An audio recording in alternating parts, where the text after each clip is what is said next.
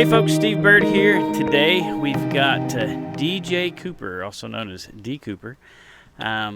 Say hi. Hi. So I've been really looking forward to this for a long time now. She's a great person. I've chatted with her a lot in the past. She's got a lot going on in the indie author community, which we'll talk more about that here in just a moment. But for now, just tell us a little bit about yourself. Where do you hail from? Where are you currently? Well, I live in New Hampshire, southwestern New Hampshire. As a matter of fact, I can look out the window and throw a stone across the river, and that mountain range over there is Vermont. So it's as far west in the state of New Hampshire as you can get, pretty much. And it's hot here right now. I'm supposed to be down in the muggy, humid south, but it's actually kind of comfortable down here. Oh, it's brutal. And I don't even run air conditioning. I don't have any. I don't necessarily want any. And for the most part, up here in New England, it doesn't really stay hot that long. So, I mean, if you can bear with a couple of days, then, you're not doing too bad. But right now, these past couple of days, I'm telling you what, it's hot. Yeah, I used to live in Washington State, and it was kind of the same thing. Most homes up there at the time didn't have air conditioning, and you get a few days in the summer where you wished you had it, but it would have never justified the cost. No. And it makes you soft. Yeah, I just suffer through that. That is the truth right there. Air conditioning makes people soft. Do you think any other time in history people would have not been able to function in 80-degree weather? Nope. That is purely a function of air conditioning. Yep. But, sure is. So DJ's been writing for just about as long as I have. We both kind of started in the indie author world back in what seems like an eternity ago, as much as the genre has exploded. I think her first book came out in 2014. It was roughly around the same time I got started. So tell us about that. Tell us about your first dive into the indie author community. Sure. I will say that very first book is pivotal in not just like writing and indie author community, but in my life. When you're a teenager, when you're a kid, you know everything and you make all the wrong decisions, every last one of them. But I wouldn't trade a single one. But I spent a whole lifetime, just writing little snippets here and there. I'd write to the editor of the local newspaper and, just writing little blog posts. I wrote a couple of submissions for Survival Blog and some other stuff, but never really took any of it very seriously. It was just something I liked to do. Well, at the time, I was driving a truck, and I had a week's downtime and not really much of anything to do. And so I sat down, I got up, and I used to sit down and just write these little short stories and thought they were, just like most of the people out there, we just like to write. And I sat down to write this little short story because it was, and I remember it clearly, it was September 11th and 2014, and absolutely nothing happened. Nothing. Going all the way from 2001 to that point, every year on September 11th, something was in the news, something happened. Well, I remember the day when I sat down and I wrote my first book. Sitting in my usual comfy blue recliner chair, and I was in, Berea, Kentucky at the time, which is why the book is set in Kentucky, because that's where I was. And laptop in my lap, I started to write a short story. That short story evolved and just kept. It wouldn't leave my head. It just had to be written. So I just kept on going. And in 1 month, little less than a month, I wrote an entire book. Like you said, I didn't edit it. I put a create space cover creator ugly cover on it and sent it out there for the world to see. And immediately got a scathing review. Like, this was really mean. Enough for me to pull it down and realize. I went back and I read it and I thought to myself, and I've said this 100 times, I thought to myself, who the hell wrote this shit? Because it was, when I sat down and really went to read it, I realized that it was a story that I needed to tell, but it wasn't necessarily well written. So 6 years later, I don't know, maybe 6 months away from my master's degree, and it sent me to school. And I already got the bachelor's degree in English and creative writing. And a few books and a few series later, I'm still writing. And I really think that it made a really large impact on my life. It changed everything. It changed everything, what I do. And I mean, I still have to work for a living. And right now I'm not, but normally I drive a charter bus. I didn't like driving a truck, too much downtime. Too much sitting in the loading docks and waiting for your loads and stuff like that, or Oh, yeah. Yeah. And then, they'd get you out there. Like I got stuck in Raleigh, North Carolina once. And I sat there for 4 days in 95 and 100-degree weather in this truck that, I mean, you can't keep it running the whole time. And you get bored sitting inside all the time and stuff. And then you go back out and your truck is hot and everything in there is melted. And I couldn't get out. I had to deadhead home. They had no loads for me. At that point, I was like, I'm done. was that a paid by the mile job to where you weren't even making anything in those 4 days? I wouldn't make it. Yeah, I did. I got paid by the load. It was expedited, and you got paid a percentage of every load that you brought. And normally it wasn't too bad. I'd go from Detroit to Atlanta all the time. Either one of those ends did I care to do. Sitting in Atlanta traffic is probably some of the worst traffic I've ever seen in my life. But I mean, when it did pay, it didn't pay bad. But when you added in all the downtime and all the time that you were left stranded in, Podunk, Arkansas, it just really wasn't paying off. It just didn't. From there, I decided to do construction and got paid more. Did your trucking career have an influence on your riding? Because trucking is one of those jobs where you've got, when you are moving, when you were going from Atlanta to Detroit, you had to have a lot of time to really just focus and think. And I don't know if you're listening to audiobooks at the time or anything like that, or I guess they had books on tape once upon a time, But I know it wasn't that long ago. But our technology leaps lately have been pretty crazy. So sometimes you got to wait. Did we have phones back then? But anyway, so all that time sitting in the truck to think, because I'm not a trucker, but I've done a lot of coast to coast, 4 day long nonstop drives. And by the time I would get to the other side of the country, I'd have like a totally different like perspective on some things I wanted to do in life and all that kind of stuff. Because you got all that time to think.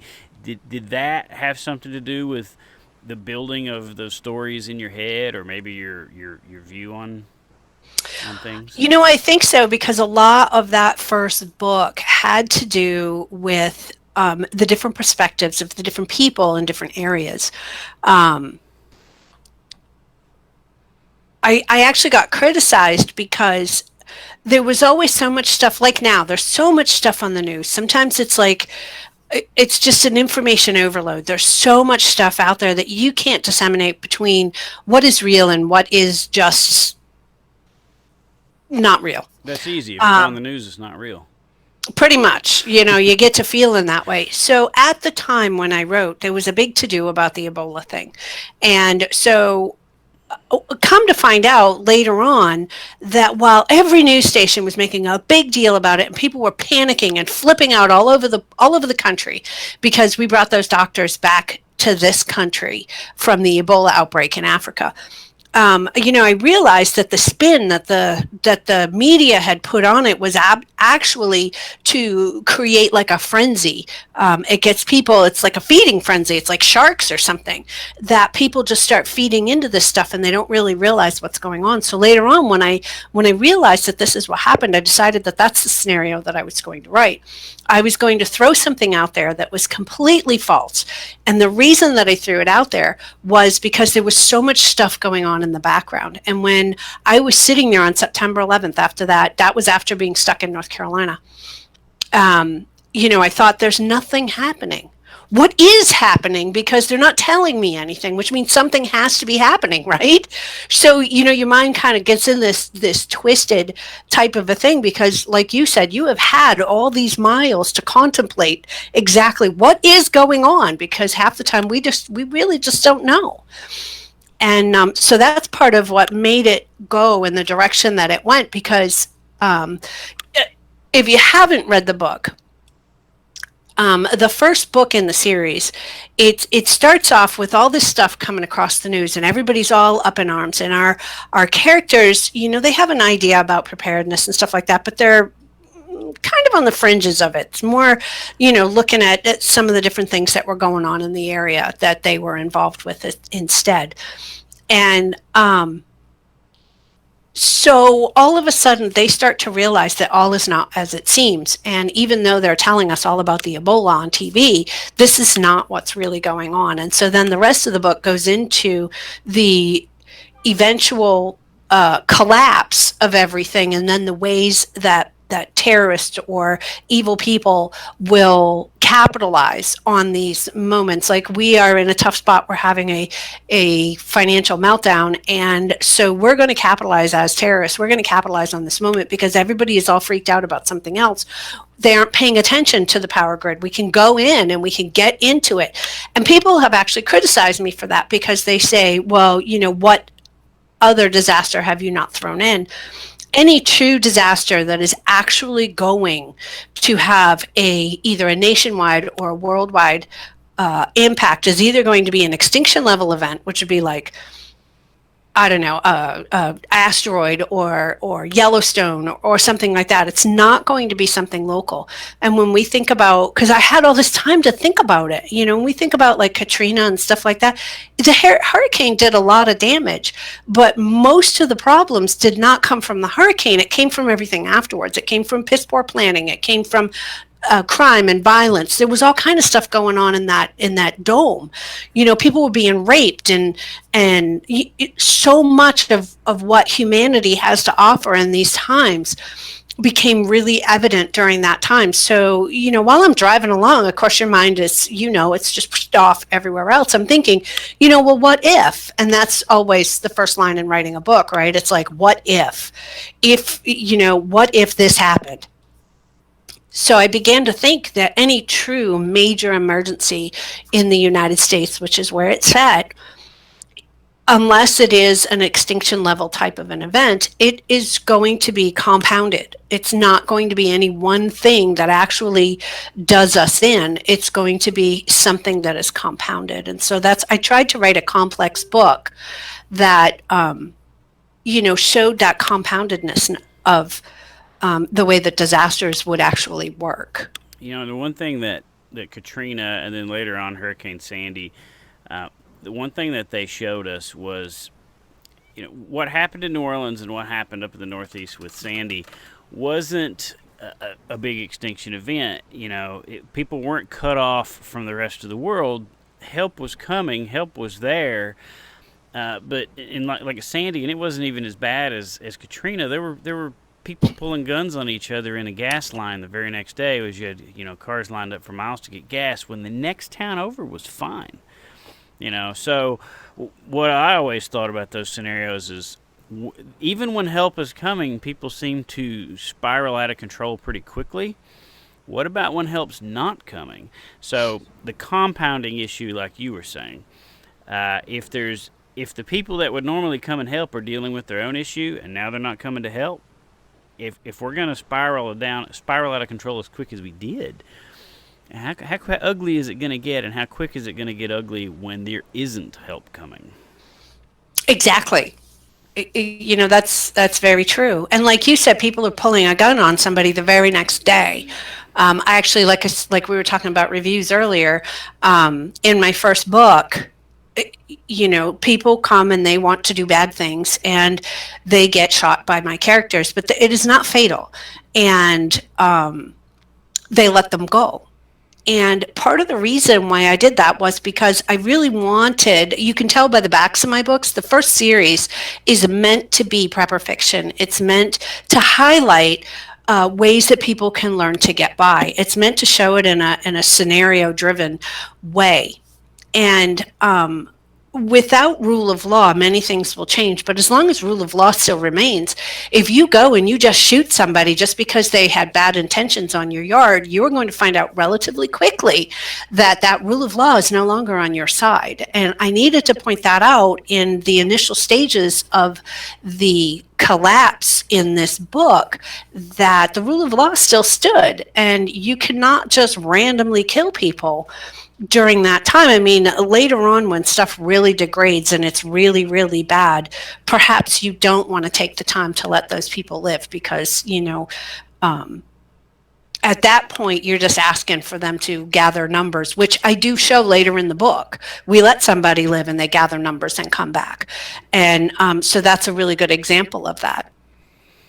Yeah, and you could get to that Lord of the Flies scenario if you acted a little too quick. Have you ever read the book or seen the movie Lord of the Flies? And so the kids think they're basically in this apocalyptic scenario, and they're never going to have to answer to anything except each other, and then help arrives after they've done all their deeds. So yep. Then you have to live with it. Yeah, you don't want to have to resort to that too quick. So beyond that first book, have you always written in the survival prepper post-apocalyptic genre? And what other stuff have you got involved with over the years with your with other indie authors? Most of what I write is post-apocalyptic. My first series, that is 4 books, with the 5th book coming. Everybody's been yelling they need to do the 5th book, so I'm doing it. But I also have a 9 Meals from Anarchy series, which chronicles the first 9 meals, and it's based on Sir Alfred Henry Lewis's quote that says, "Mankind is only 9 meals from anarchy." And this is something that has been shown over and over and over again. And you can see a pattern here with my writing, that it is meant to teach you something. And that comes from the fact that I have been a preparedness podcaster for a very long time. I actually own Prepper Podcast. And so I've been, preparedness is kind of just a way of life. And it's something that has always been there for me ever since I was a child. And so my books came out of that. But more recently, I had a foray into co-authoring a book with Nancy Broadley. And we wrote dystopian fiction.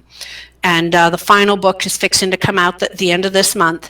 And I personally think that it's very good. It was a huge struggle. And at the end of the month, we're going to do a little Zoom meeting live on our Facebook group so that we can share with people the experience. Because there were tears, I will say. And we did not kill each other. We actually went canoeing afterwards, and nobody drowned. So this is always a positive thing. I do like the dystopian. I've read all the stuff, Suzanne Collins's Hunger Games and the Divergent series and all of those. So, I do tend to prefer the post-apocalyptic genre. But right now, I mean, we were just talking about this earlier, that I was encouraged by somebody to try sci-fi, because I do like sci-fi. I've watched all the Star Treks. I'm a wicked Trekkie. But it's a little technical. It's taken me a little bit. It's kind of like my fun writing. So I'm thinking, but I like your idea about fantasy. I could go into fantasy and just write whatever I want, and not have to research nothing. We discussed that. That sounds like a plan. Yeah. No offense to fantasy writers out there. We are jealous. We are jealous, though. 'Cause when we were talking about her sci-fi off the air, I wrote a sci-fi too, Erebus, and yes, if you're trying to have everything correct so that people don't wave the BS flag on you, it takes a lot of research. People, I always tell people, I researched Erebus so much, I tell people they should Google while they read it, and they'll actually be shocked at how much of it is true. It sounds fanciful, but it's a lot of it's true. So if you're not doing the Star Wars type sci-fi where there's sound in space and you can open the hangar bay doors and not blow outside, you can stand on an asteroid with just a little oxygen mask. You don't need a pressure suit. Unless your readers are that forgiving of inaccuracies, you better get your stuff right. So and that takes a lot of work. And the fantasy stuff we were talking about was how if you completely make up the world that the characters live in, you can't be wrong about anything. Nope. That's Nope, and we're jealous about that would that. be a refreshing break. But speaking of the sci-fi thing, though, I think it's important every now and then, especially when you're writing post-apoc, to to venture out every now and then. It's a refreshing break, because Yes, post-apoc's a heavy subject, and there's not always, well, there's never unicorns and rainbows. It's usually some pretty heavy stuff, and occasionally you need to take a break from that and kind of refresh yourself and come back I into it agree. reinvigorated. I do. I agree with that. It's been very difficult, especially in today's climate of things, to actually even write it because it's just so close to reality right now. Yeah. That I'm just kind of just hanging out there in the fringes. Mostly lately, I have been like the train coming by. It's going to get loud here in a minute, so it's called reality. Um, but a lot of what's been coming my way is I also publish other people's books. So I have been doing a lot more lately in publishing. And as a matter of fact, I just had another new one that's a fantasy, so I'm looking forward to actually reading it, that just came across the email. And we got I got two that are ready to come out just about for other people. And I actually build book covers as well. Um, I am self-taught on Photoshop, so that is loud. I Um, grew up next to the train tracks. yes, I I am. get it. Yeah, this is not my ideal. I moved from down there in Kentucky and Ohio area and came up here a couple years ago because the kids came up here and dragged the grandkids, and so I said, "What the heck? Might as well. You can't beat them, join them, right?" So as of right now, I am still actively seeking a new homestead because I sold the old one. And actually planning this week to put an offer in on 5 acres. So it's not much, but it's something. I'm Yeah. pretty excited about it. I miss my chickens and all that. They're great entertainment. When all else Oh, fails, go watch the chickens. chickens are the best animal. They're the gateway drug for most folks to get Oh, into yeah. livestock. But they feed you, and you don't have to kill them. Nope. We get 12 to 14 eggs a day from our flock, and our whole family could live on that if we had to. Yep. And without having to kill the chicken.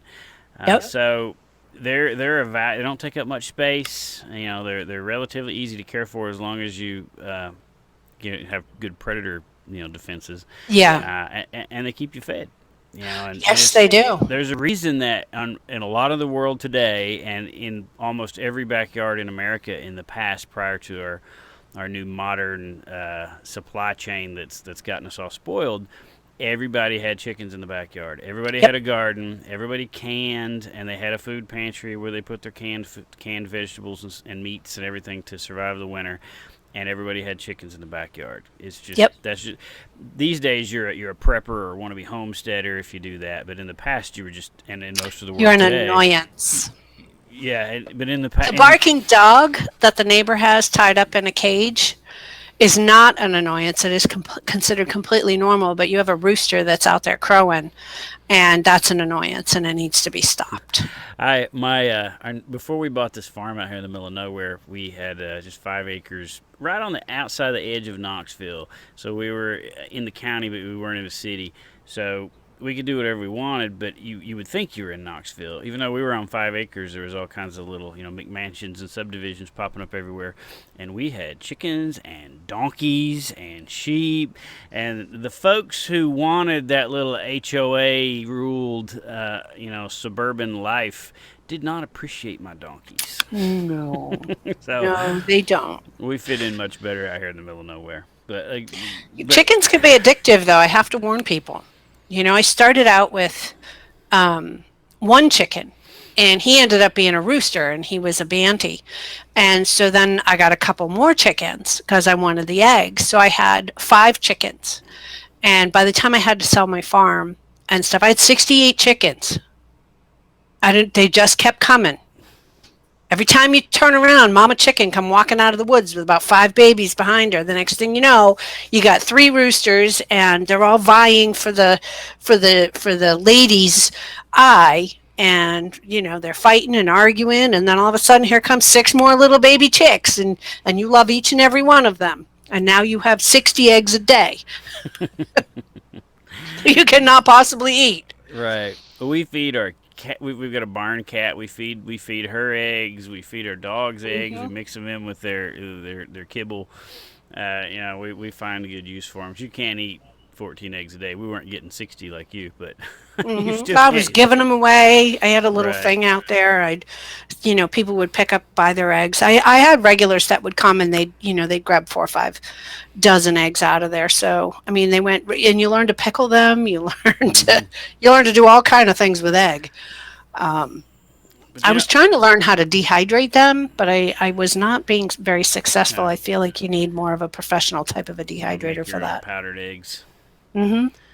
Yeah. So it's interesting. It's interesting for the folks listening. That you're talking about stuff like that because you wrote about the preparedness world, and you live it. You were born and raised. It's just kind of always who you've been. You're Hmm. not riding to a market. You're not riding to a sales trend. And I think that goes a long way with people. And that RCBS setup you've got behind you there probably goes a long way with folks too. Nothing like having a few pounds of gunpowder in the room. I'm new. Well, I got a funny story about that. I'm relatively new to it. I'm still learning, so it's a lot of fun. And when I'm really ticked off and I've had enough of Facebook, which people know I am today, stuffing some projectiles, it goes a long way to changing your attitude. What calibers are you doing? A lot. Um, I got the 223, 45, 9 millimeter. Um, Getting the dies for the 30-30. We do a 45-70. I don't know, a lot. I could kind For of go on for a while. 4570 is one of my favorite all around rounds. Hmm. We've got Yeah. 4570 lever gun and a 4570 sharps, and that same round can be loaded in radically different ways for radically different results. You can have Hmm. just your average home defense anti-personnel round that's just a 405 grain round, just moving at moderate speeds so it doesn't over penetrate.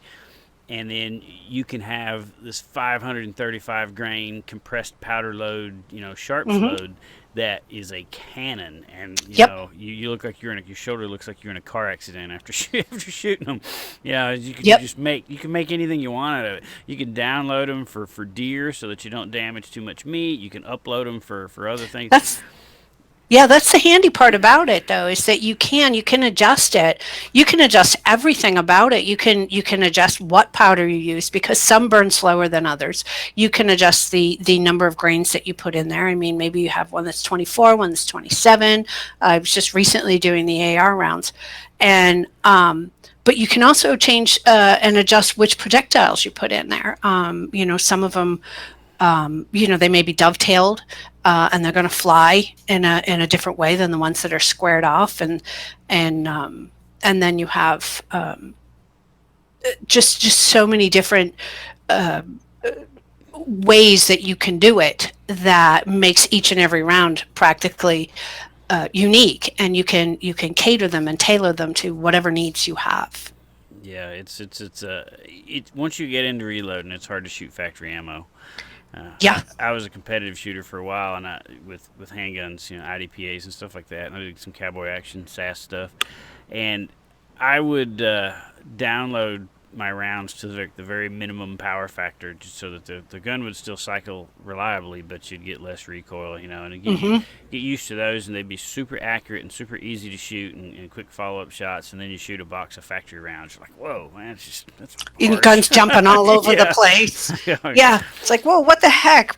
Yeah, and then every now and again you get a weird round. You may have loaded something to be a little bit more hot, and you don't realize that you've mixed it in with your slower rounds, your less velocity ones, Yeah, and they're labor and good. suddenly you're shooting, and it's like, bang, bang, bang, whoa, and whoops, that one wasn't supposed to That be there. that was a Um, Ruger. That was a Ruger Super Blackhawk 45 Colt, not a Peacemaker 45 Colt. Yeah, but yes, Yeah, I don't have like a real wide range. Like I said, I'm still learning and recipes. And then you have to worry about your case length and all that. I think there was Jeff Moats had put up a post about tumbling something, and I'm still struggling with the media, what kind of media to use and all this. So I've got corn it's something we go husks back and forth on. currently. I'm sorry? I've got Everybody wet tumbles. Yeah, I don't. I've got corn husks. But old school tumbling.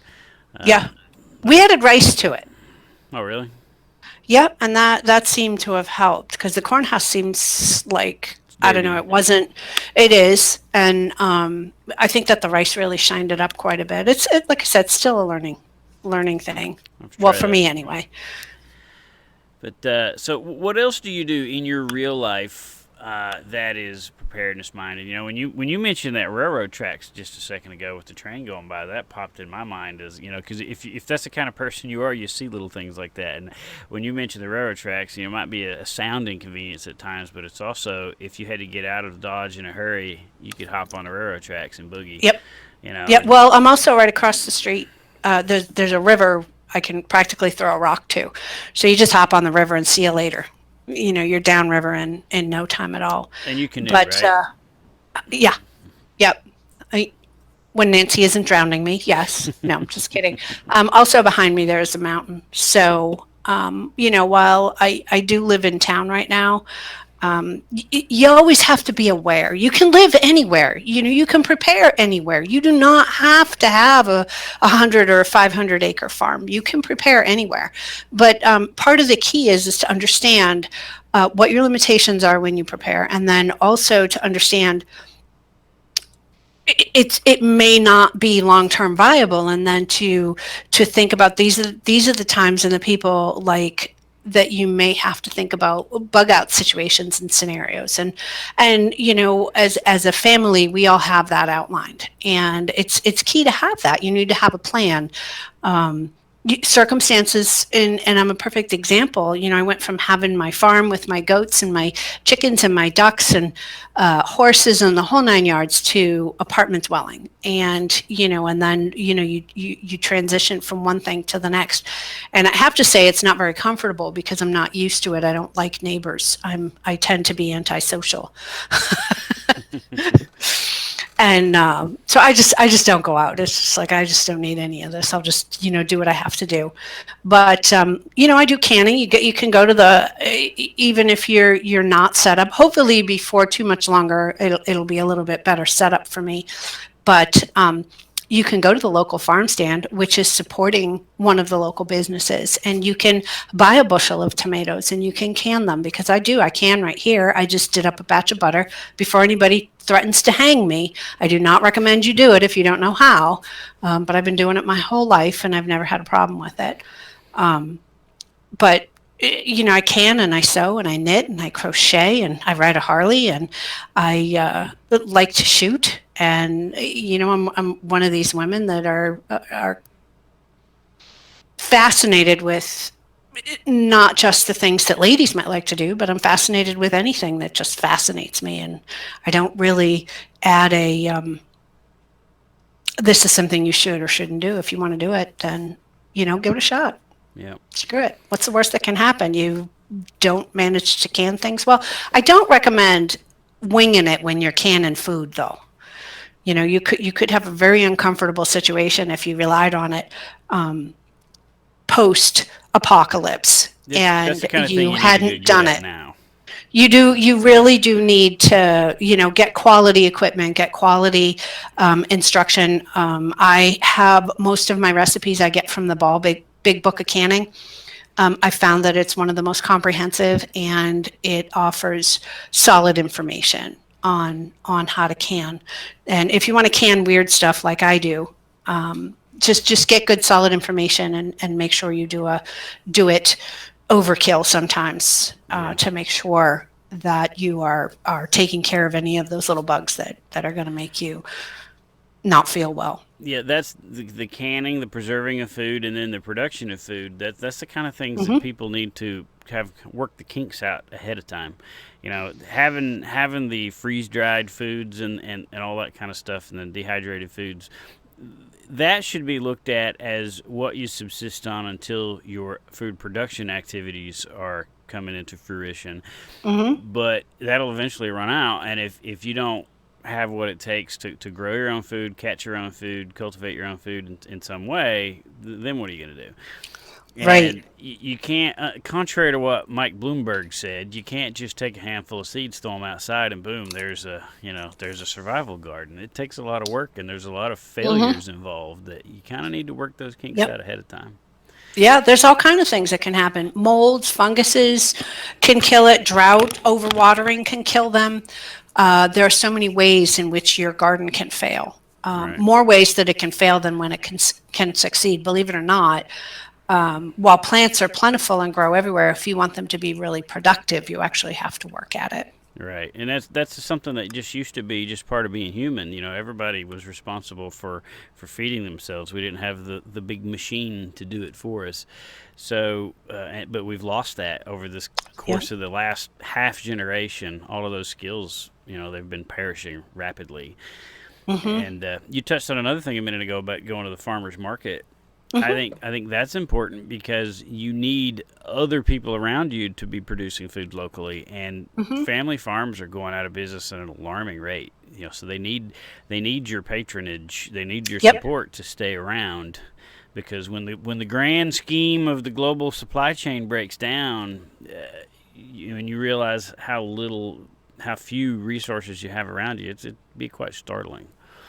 It is. It's literally like 3 days. If anybody can take anything from the chaos that's happening right now, think about going to the grocery store and all the toilet paper is gone, and how long did it take to get it?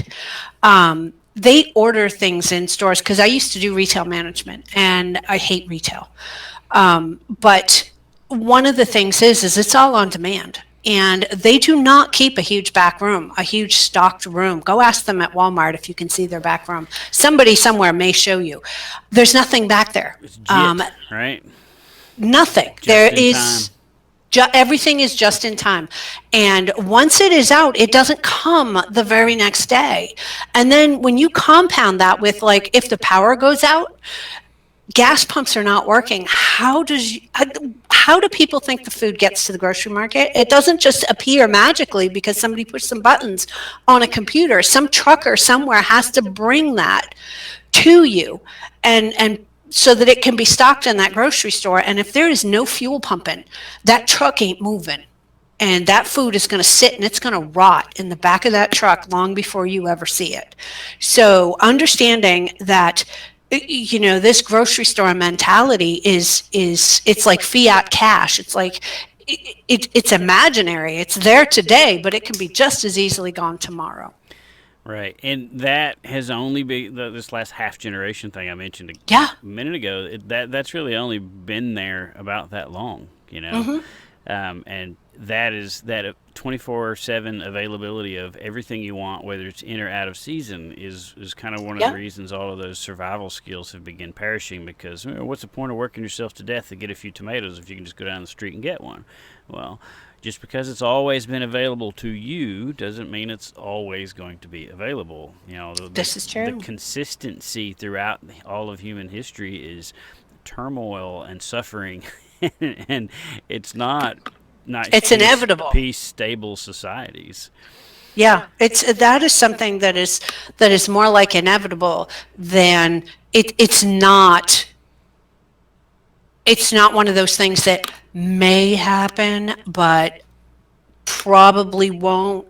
That's an asteroid or a volcano. That is not the possibility that stuff isn't going to be there tomorrow. I mean, that happened, like we talked about at Katrina. That happened, nationwide, worldwide, when people couldn't find. I swear, I don't understand why people decided all of a sudden they wanted to eat toilet paper, because they weren't buying the food; they were just buying the toilet paper. And if you don't have food to eat, the toilet paper is not necessary. You might be able to start a fire with ender's it. oil.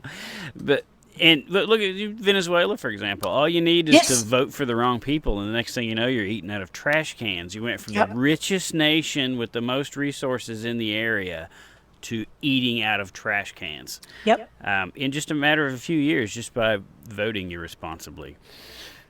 So we aren't immune to that. No. We're a nation that's basically bankrupt in the sense that, we'll never be able to pay off our debt, and all they want to do is spend more and, give our resources away and weaken us from the inside out. So to think that we're always going to have the stuff we need to without having to acquire it ourselves it's not in keeping with reality, in my personal opinion. No, no, and I agree with you because, I think that's the one big lesson that people can take away from the current situation is that it should make it painfully obvious to everybody that we are not as stable as people think we are. And that at the drop of a dime, you could find that you don't have anything to eat in your refrigerator and there's none to be had at the grocery store. It's funny that you said drop of a dime. They claim we're in the middle of a coin shortage. How did that happen? That was, some sudden thing that happened out of the clear blue sky that suddenly we don't have any coins. And then people say it's because people are saving their coins. And I'm like, people have been saving coins since I was a little kid and we always had plenty. So part of the cashless world ahead, right? Where they can control everything. I don't know. I don't know if they just don't want to make change or what, because they want you to use your card because they can't make change because there's no coin. Or if it's a good excuse to raise prices. If everything is rounded up to the nearest dollar, then, they're not going to round it down, right? They're going to round everything up. Yeah. Yeah. So, got a few questions from some readers here. Oh, I'm so trouble. No, go ahead. Why did you write that awful book? No, just kidding. The first question is from Susan G. Eisenberg. What pushed you to write, and what do you love about writing the most? Now, we kind of touched on the scenario that led you to writing, and I think at least most authors that I've talked to, unless they were specifically looking at it as a business proposition, one of the things you said about that story just kept growing and it wouldn't get out of your head. That's kind of a common theme you see with a lot of authors. You're essentially a daydreamer, and you have to do something with that dream, or it won't leave you alone. Yep. Is that accurate? Yep, and that is accurate. And with that first book, for example, a lot of people see that the latest writing is a little bit different, and the reason is that first book was one of those things that just had to come out, and there was no planning involved, and the whole doggone thing came right off the top of my head. So that's what they call pantsing, and I've been trying a little bit more to be more of a planner, but I'm still a pantser. I still, just kind of write things that are screaming at me to be written. And sometimes that's just what it is. It's the creative spirit that has to be let free. It has to be let loose. And I write post-apocalyptic because that is the prepper screaming to escape and be heard. I often say I'm a pantser too, and I often say that I watch a movie in my mind and just write down what I see. Yeah. Yeah, and that's kind of the way it is. You just kind of, see the whole scenario happen and you're like, hey, yeah. And then you just start writing. I have notebooks full of stuff. And when I wrote my first book, I'm going to show it to you. This is what that notebook looks like now. It's just this big mess and it's got papers taped in there, character scenes, and they're all falling out. That's how I end up writing. Is I just throw it all into a notebook, and then afterwards I stick it up on my wall with sticky notes or whatever other way that I can use to organize it. So the second part of her question: what do you love about writing the most? It is a solitary activity. And, there are just times when the world is just overwhelming. And like I said, I'm antisocial. So when you give me that nice solitary activity that I can do, then I find peace in it. And oftentimes I will write outside because I like the outside and green and stuff like that. And it will just bring peace. Even though I could be writing the worst death scene, blood everywhere, but it's still peaceful. because it allows me to just, I don't know, hide out within and put it out onto the paper. Instead of screaming at the top of my lungs at the lady who's, having a fit in front of me, I can just go, right, I'm killing this person. So your therapist told you needed an outlet. Yeah, probably. Well, that's what they would say. Yeah, one thing I like about it personally is it it connects you, especially writing in the post-apoc or the survival preparedness genre. It connects you with a lot of like-minded people. Yes, it does. You and I wouldn't be long distance connected if it wasn't for this. And I would Nope. say a good 80% of the people that I'm connected with are from writing. They're either other writers or they're readers that have reached out or readers that I've met on social media or at events, book shows Mm-hmm. and preparedness events and stuff like that. And there's just a whole lot of folks that I wouldn't be blessed to have in my life if not for it. And This is so true. and that's good for folks that are antisocial to actually be able to link up with people who are like-minded. It's funny because people actually make fun of me because if you put me into a situation where I don't know anybody and there's a bunch of people around, I tend to gravitate towards the nearest corner and I will just sit there and feel nauseous. I am socially awkward, I guess is a good way to put it. But whenever I go to the prepper events where I, will peddle my books, I also speak and I talk on, preparedness topics and stuff like that. Now I can get up in a room full of people and make everybody laugh, but please don't talk to me one-on-one because I'm going to wet myself and go hide in a corner. And people they're just like, I don't know how you can do that. I'm like, I don't know. They're not real people when they're sitting out there, but when they come in there right in front of you and they're talking to you, it takes me a little bit, to I don't know, converse with people.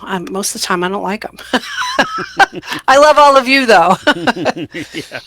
Yeah. Disclaimer. Yeah. So Rhonda Stapleton's got a question for us. She says, "How do you come up with characters and the storylines for a book or new book series?" That's two pretty specific pieces to one question. You and I talked off the air a little bit about characters and how we kind of both like to let them do things that the reader might not necessarily agree with, which sometimes results in bad reviews, but we want them to be real. Right, we don't want these these unbelievable superheroes. So, when you are, to help expound on her question, when you're coming up with characters, do you just envision common traits, or do you ever find yourself envisioning specific people that you know and have dealt with, and then kind of pull that personality and those character traits over into your character? I do. I do both, actually. Some of the characters in my first series of books, people will recognize George. George is based on a real person who really just ticked me off. And Does George some know of the he's characters. George? I'm sorry? Does George know he's George? No, no. He'd probably, hunt me down and do something unkind. At any rate, some people are based on other people, but some people are like a mixture of other people. Like some people may have the traits of somebody I saw at a grocery store. I recall one day I was sitting down to eat, and I discovered a character that I didn't know that I had in a grandmother that was sitting at a table with her grandson. Now, this was not one of the nice characters I write because the grandfather is sitting there trying to control the situation while the grandmother is slamming one after another of the drinks, and she's becoming loud and obnoxious. And it was obvious and visible to me that the grandchild was uncomfortable because she was hanging all over him, just being basically an uncontrollable drunk.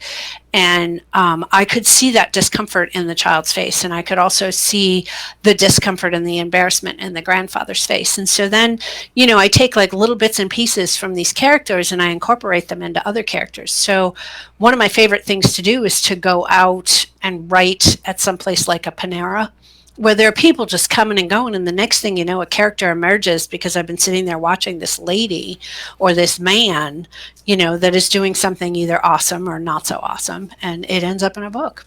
And the same thing with scenes and scenarios and stuff like that. Sometimes that stuff just pops into my head, but then other times they tell you to write what you know. Right. Yeah, Franklin Horton and we've always kind of done events together, and a few other guys, Chris Weatherman and Chad Rudolph and Boyd and a bunch of folks. We'll get together in real life for some of those events, and we've kind of got this thing, specifically me and Franklin, of calling dibs on people. When we're at these events, if a very interesting character comes over to the table and we meet them and we talk to them for a while, as soon as that person walks off, we're like trying to beat the other one. Dibs, he's mine. Cause, and then basic character off of those. And there's one in particular that I can think of that Horton called dibs on that. I'm not going to mention because he might recognize himself, but that real world character is just, he's awesome. He has no idea how awesome he is, and he shows up to a lot of those events, and we see him every time. We're like, hey, there's, Yeah. But adding those realism and using the real touch is fun, and I think it adds a lot of depth to the story as well.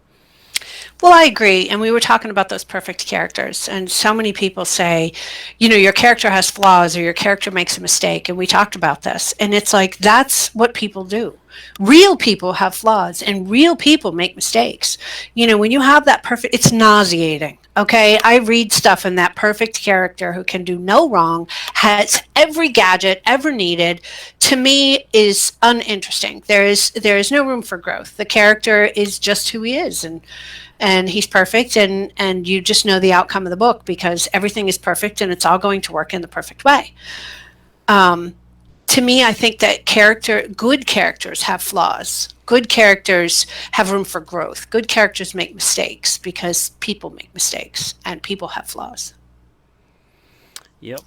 And the second part to her question was, how do you come up with the storylines for a new book or series?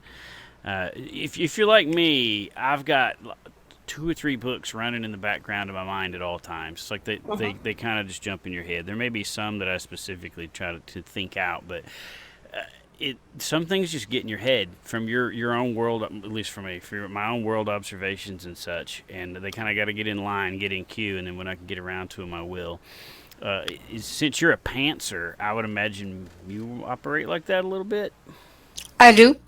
I could be out doing something. As a matter of fact, the next book coming out in the 9 Meals from Anarchy series is Civil War.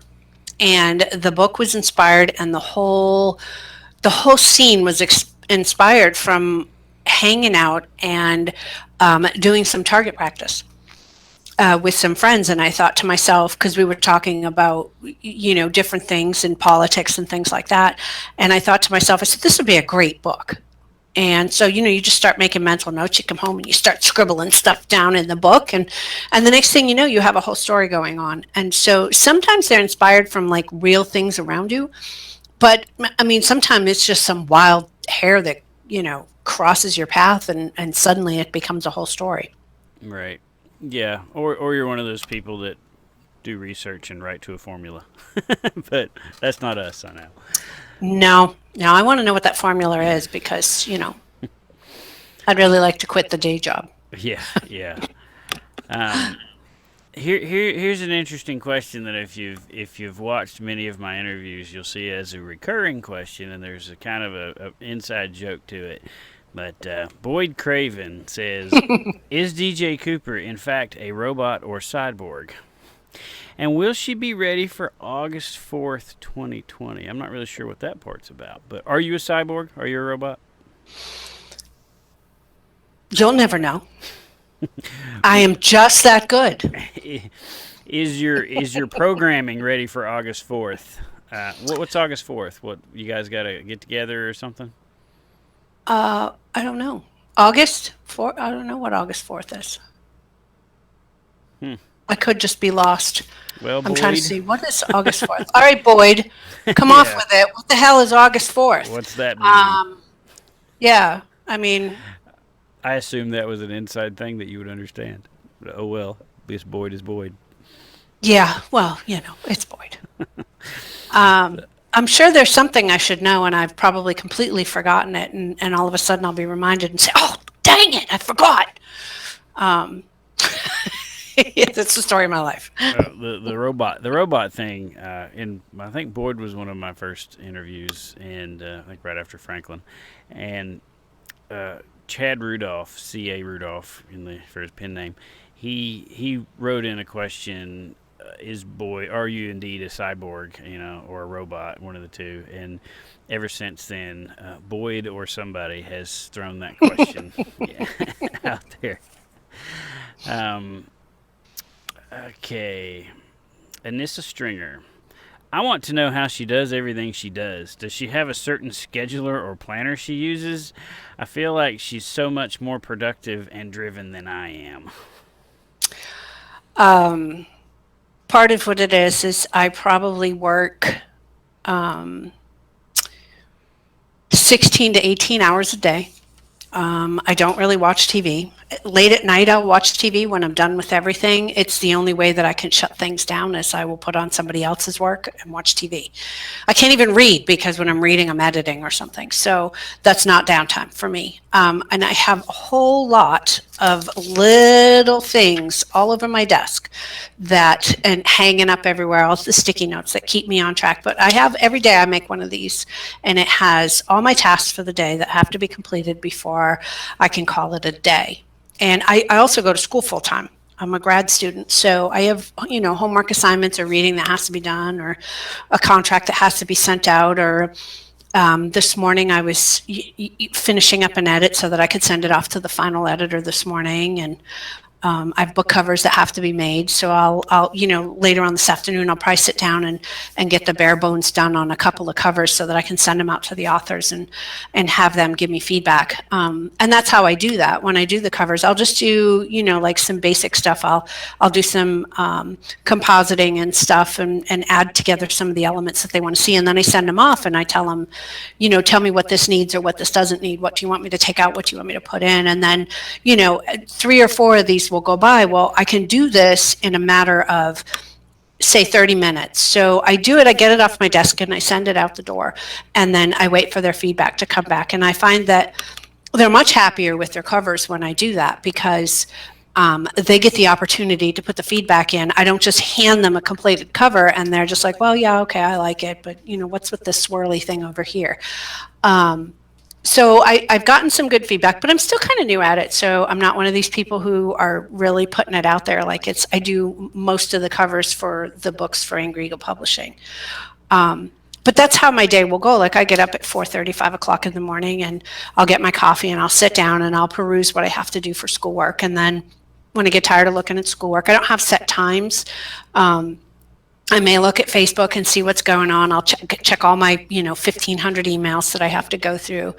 And then, I'll start on a project of some kind. Either it's a writing project or I should say an editing project or another project. I save my writing for the afternoons. And I will do that on my laptop only. I have a hard time. I have a big computer with multiple screens and everything. It's the only way I can keep track of anything. And but then, it's kind of like shutting down. And then I'll grab the laptop and go throw myself on the sofa and sit with the little tiny screen. Yep. And then sit down and start typing. And I find that it turns me off from everything. I don't even connect the laptop to the internet. So, and I shut the ringer off on my phone and I may give it a few hours and write, anywhere from a couple hundred to a couple thousand, depending on where I feel like being. And then later on in the afternoon, usually I'm doing up contracts or something like that. One thing that I've seen consistently through all my writer friends and all the folks I've talked to over the years is the common trait, even if we're like totally different people into totally different things, the common trait for an author is that you can't just sit and eat Cheetos and watch TV. Nope.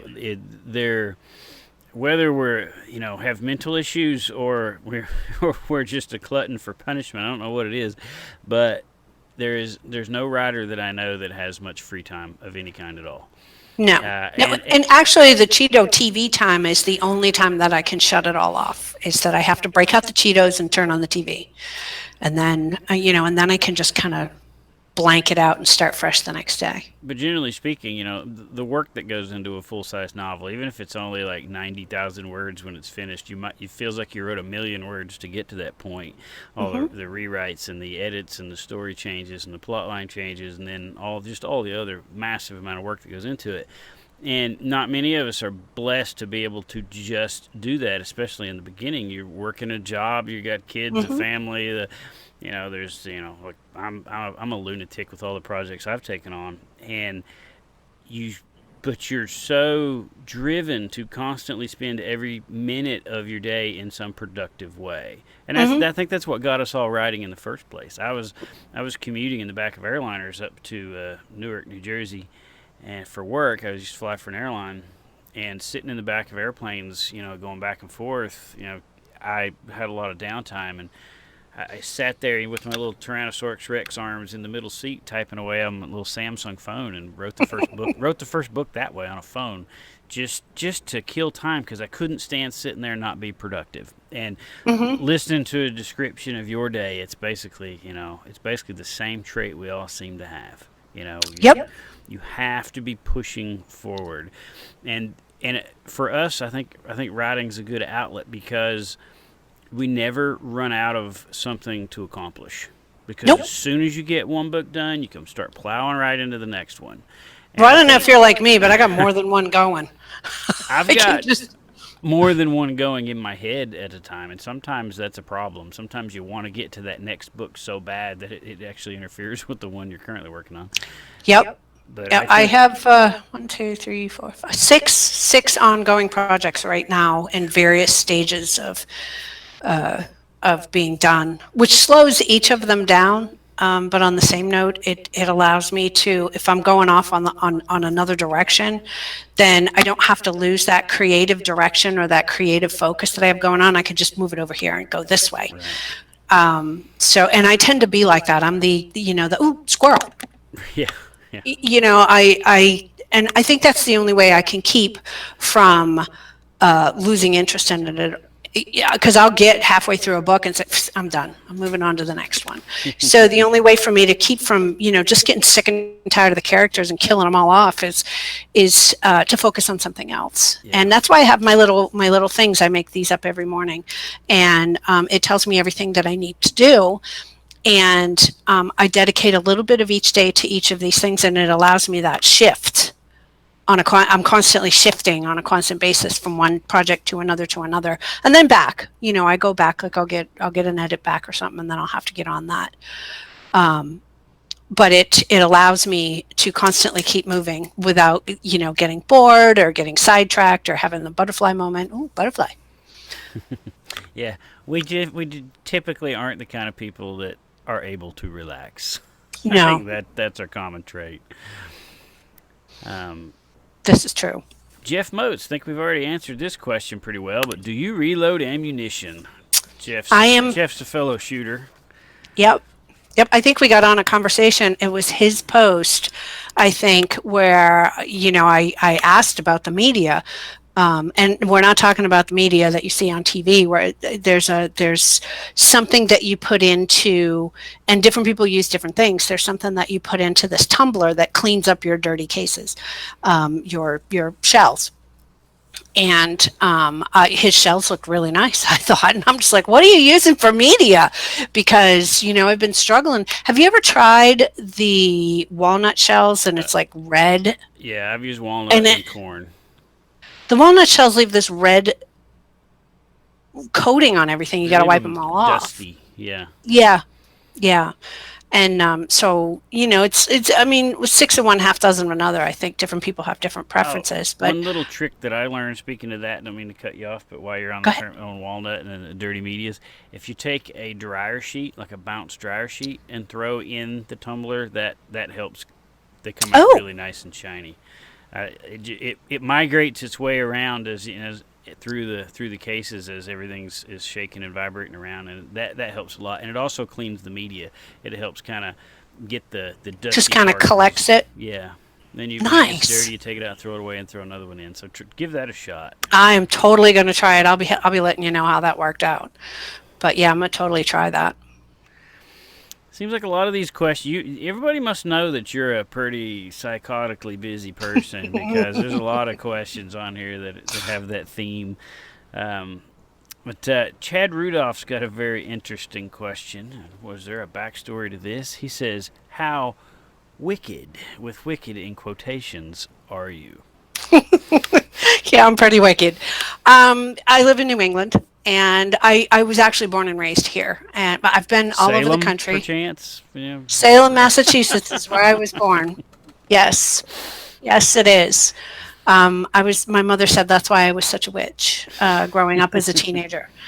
But yeah, in New England, it's wicked. Stuff is wicked. It's wicked cool, wicked good, wicked awesome, wicked. It's all wicked. Can't get I rid even of it. write that in the book. It's like, hey, dude, that's wicked cool. What's up there, guy? Well, I think we're bumping on. We're just passing the hour mark, so we're probably about to kick some people's ADD into overdrive, so they probably need to Yes. get onto their next, focused I'm task. So, I greatly appreciate the time we've spent here today. Do you have anything else you want to add to the folks about what you got coming out? I'm going to be at the end of this video. I'm going to be putting in the link on YouTube in the book description links to your stuff on Amazon, so people will be able to find it easy.